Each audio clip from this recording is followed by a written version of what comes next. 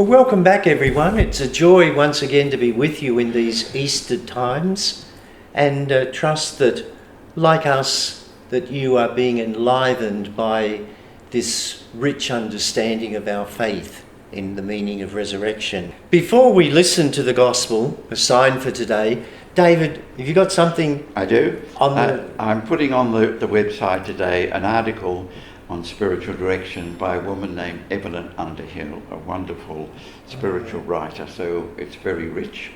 And the second thing I want to say is that while we're talking about the vine, really this text is about abiding. And therefore I suggest we read the extra 3 verses at the end, because the vine is the symbol, but the message is about the abiding. Okay? Yeah. I am the true vine, and my Father is the vinegrower. He removes every branch in me that bears no fruit, and every branch that bears fruit he prunes to make it bear more fruit. You have already been cleansed by the word that I have spoken to you. Abide in me, as I abide in you. Just as the branch cannot bear fruit by itself unless it abides in the vine, neither can you abide in me. I am the vine, you are the branches. Those who abide in me and I in them bear much fruit, because apart from me you can do nothing. Whoever does not abide in me is thrown away like a branch and withers. Such branches are gathered, thrown into the fire, and burned. If you abide in me, and my words abide in you, ask for whatever you wish, and it will be done for you. My Father is glorified by this, that you bear much fruit and become my disciples. As the Father has loved me, so I have loved you. Abide in my love. If you keep my commandments, you will abide in my love, just as I have kept my Father's commandments and abide in his love.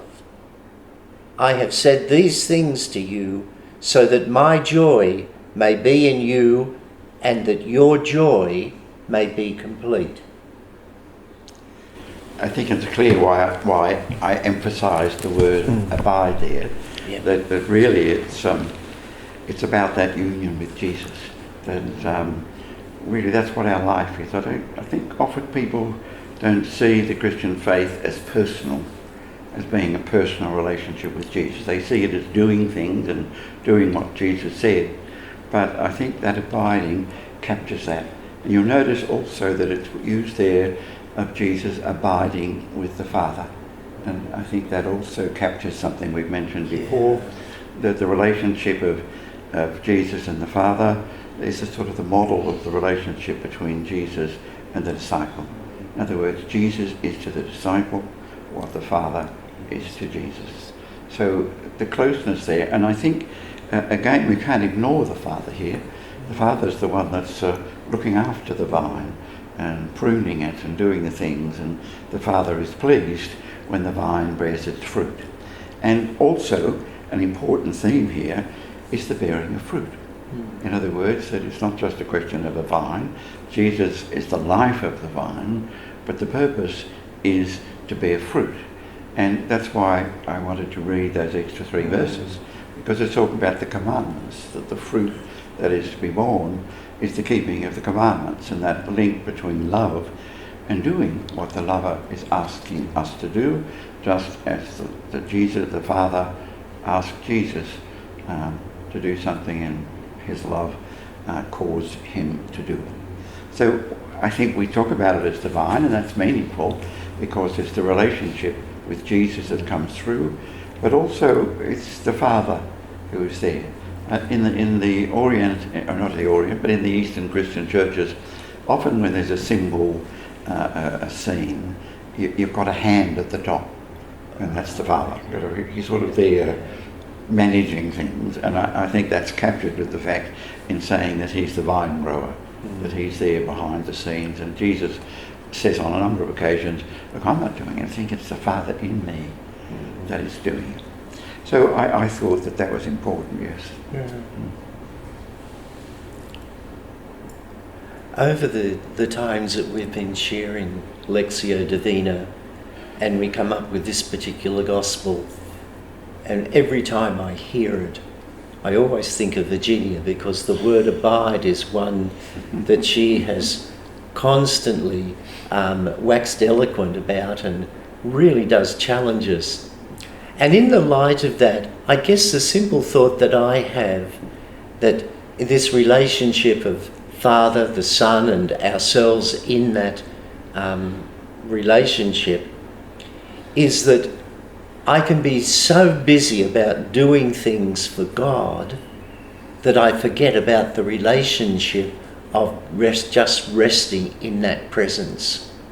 And I guess that's what the abiding has led me to in my reflection on the word today. And I'll pick it up there, catch that ball, sign past there, John. Yes, of course I noticed the word abide, but I was thinking too, David's comment about abide and abode, because what struck me was abiding, was this, I know we've got the vine and the branches, but I couldn't help but thinking of being at home. The Father and the Son are at home with each other. And so that homeness where you're relaxed, everything's at ease, there's a real ease with being at home, abiding in each other's home. And I thought of actually the Trinity, and strangely enough thought, well, I think as individuals we're part of that Trinity. Yes. If we are connected to God and to Jesus. You're abiding not in the institution, not trying to sort out all the institutions, but you're relaxing in that home. Yes. So that's what I really noticed, that sense of being at home, relaxed in that relationship. You introduced the word abode. Yes. And it only occurs twice in the New Testament, in the chapter following this here, and it's the same word, abode. Yes. In my Father's house there are many abodes. Yes. And then if you love me, my Father and I will come and make our abode in him. Now, really, do you find that same word translated in the same way? But it is that abode, home that you just The mentioned. home. Yeah. The home. At home. Well, thank you, David and Virginia. We invite you now to spend some time just to reflect on what you have heard from the Word of God. Not so much what we have shared with you, but in the light of the Word that has enabled our sharing, to continue you in your own life to share where that Word is leading you.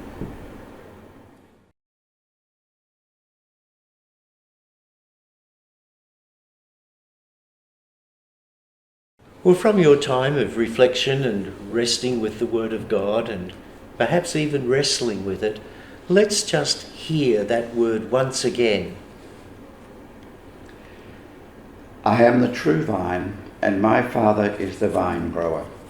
He removed every branch in me that bears no fruit. Every branch that bears fruit he prunes, to make it bear more fruit. You have already been cleansed by the word that I have spoken to you. Abide in me as I abide in you. Just as the branch cannot bear fruit by itself unless it abides in the vine, neither can you unless you abide in me. I am the vine, you are the branches. Those who abide in me and I in them bear much fruit, because apart from me you can do nothing. Whoever does not abide in me is thrown away like a branch and withers. Such branches are gathered, thrown into the fire and burned. If you abide in me and my words abide in you, ask for whatever you wish and it will be done for you. My Father is glorified by this, that you bear much fruit and become my disciples. As the Father has loved me, so I have loved you. Abide in my love. If you keep my commandments, you will abide in my love, just as I have kept my Father's commandments and abide in his love. I have said these things to you so that my joy may be in you and that your joy may be complete. I was struck by that phrase, bear much fruit and become my disciples.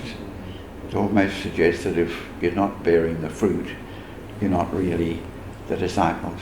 And I think we've seen that love carries with it the importance of doing something. And the Lord said, it's not those that say, Lord, Lord, but those who do the will of the Father.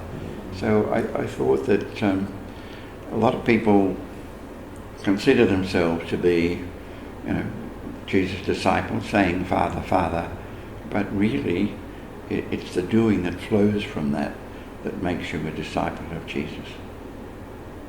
So that's what I was going to reflect on. Am I doing?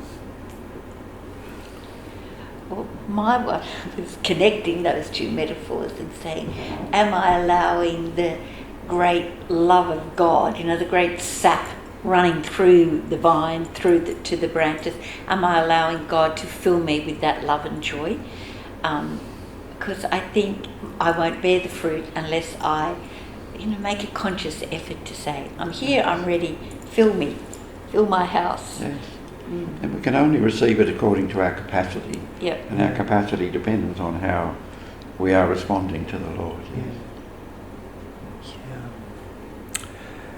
Yeah. I guess I was thinking something similar too, because it's easy for me to call myself a Christian, a follower of Jesus. But if I'm a branch and connected to the vine, then as Virginia said, that sap, I've got to ask myself, is that really is that sap, that life running through me and gives expression in the fruits of that in my life? I need to wrestle with that, to think again.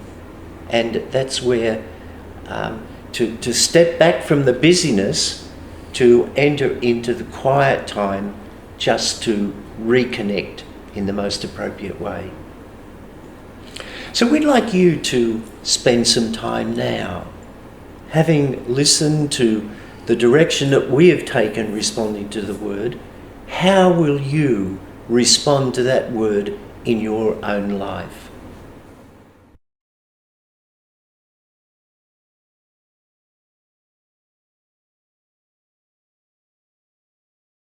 We say repeatedly that we have the best of intentions always, but are we always able to carry them through the whole journey of the week? We can't do that alone. We need that God who is with us to continue to make that presence felt, so that we continue to be deeply aware of God walking with us as we respond to what we hear that God saying to us in the Word today. So just take a moment to ask that God who is with you to be with you and awaken within you that presence that continues to inspire you each day to respond to the aim that you glean from today's gospel.